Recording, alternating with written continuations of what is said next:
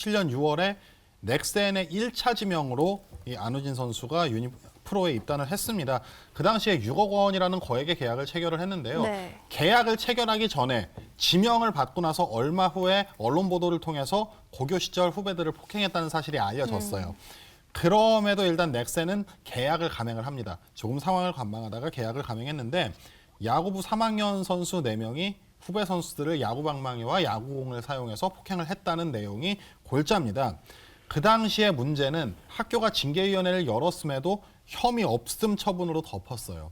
문제는 그 이후에 언론에 나온 뒤에야 학교가 뒤늦게 수습을 했는데 결국에 대한야구협회에서 11월에 공정위원회를 열어서 3년 자격정지라는 중징계를 내립니다. 네. 3년 자격정지는 대한체육회 규약상 영구 국가대표 제명이에요. 네, 맞아요. 그러니까 앞으로 안우진 선수는 아시안게임과 올림픽, 프리미어십이 등 아마추어 쪽이 주관하는 국제대회에 나갈 수가 없습니다. WBC는 가능하고요. 그런데 이게 문제가 아니라 이 상황에서 안우진 선수가 재심을 신청을 합니다. 네. 이 재심을 신청한 걸 두고 굉장히 말이 많습니다.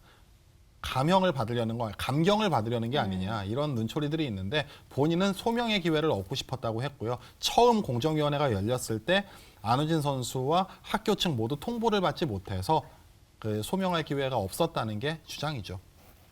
야, 재심을 하는 거를 그거를 나쁘다고 보기엔 저는 좀 잘못된 거 같아요. 네. 그렇죠. 예컨대 1심에서 내가 예를 들어 살인죄를 저질렀다. 근데 제가 말고요. 극단적이세요. 절도를 하겠습니다. 절도 범행을 네. 저질렀다. 야, 1심에서 지난주에 제가 연호 얘기했을 때 그렇게 그 죽는 얘기 죽으러 갑니까? 그 얘기를 자꾸 하고요. 그런데 갑자기 네. 절도를 했는데 1심에서 형을 받아가지고 2심에서 새로 한 번 더 판단을 받고 싶은 그게 재심의 하나거든요. 네. 그러니까 원래 있던 제도 중에 하나고, 근데 재심을 또 했다 해가지고 이 안우진 선수가 뭐 반성을 하고 있지 않는다든지 아니면 잘못된다든지 이렇게 논리 전개를 가는 거는 좀 잘못된 것 같고, 이 사건은 자체는 형사 사건은 지금 그냥 종결이 됐습니다.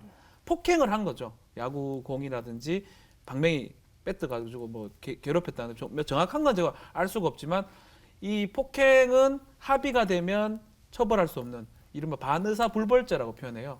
의사에 반해서 처벌할 수 없는 범죄거든요. 네. 그런데 이 사건을 고소를 했는데 피해자들하고 다 합의가 됐습니다. 형사적으로는 지금 아무런 문제가 없는 사건이에요.